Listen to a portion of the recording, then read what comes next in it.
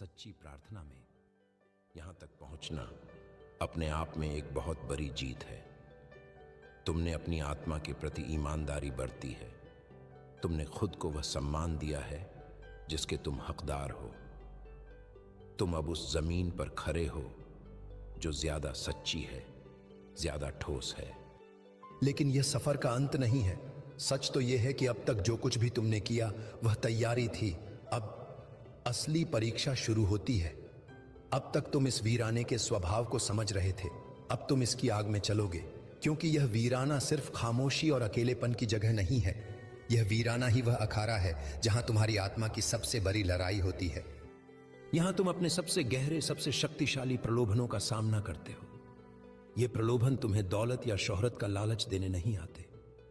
ये कोई बाहरी दुश्मन नहीं है जो तलवार लेकर तुम्हारे सामने खड़े हो। नहीं, ये कहीं ज्यादा सूक्ष्म, कहीं ज्यादा खतरनाक है।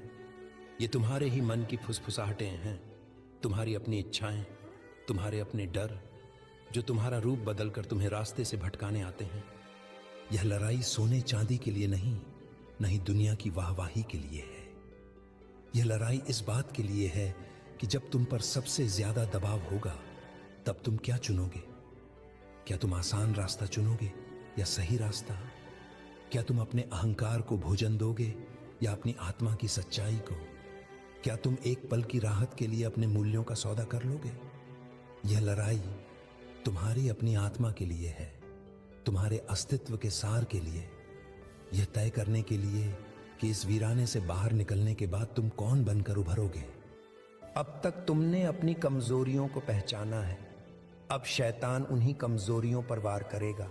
जहां तुम्हारी भूख सबसे ज्यादा है वह तुम्हें वहीं पर पत्थर की रोटी दिखाएगा। जहां तुम्हारा अहंकार सबसे नाजुक है वह तुम्हें वहीं से कूदकर अपनी महानता साबित करने को कहेगा। और जहां तुम्हारी हिम्मत सबसे कम है वह तुम्हें वहीं पर अपनी आत्मा का सौदा करके दुनिया की सल्तनत देने का वादा करेगा। घबराओ मत, ये सुनकर डरो मत कि आगे का रास्ता और भी कठिन है। मैंने तुमसे कहा था कि मैं तुम्हारे साथ चलूंगा और मैं अपना वादा निभा रहा हूं। अगले भाग में हम इन 3 बड़ी परीक्षाओं का सामना एक साथ करेंगे।